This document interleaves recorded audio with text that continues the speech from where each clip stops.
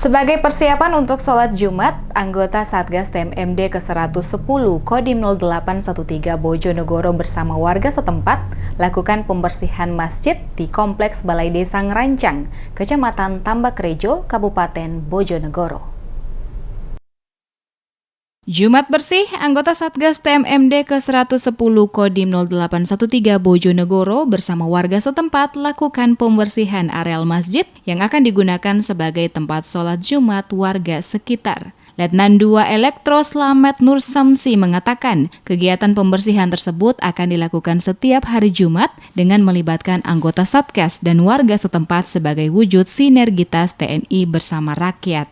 Tampak antusias, anggota Satgas bersama warga bahu-membahu membersihkan ruangan dan halaman masjid dengan menggunakan peralatan kebersihan seadanya.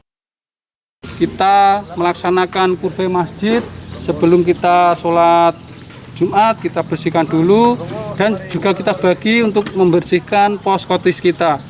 Jadi biar kelihatan bersih, untuk masjid pun kelihatan bersih, demikian.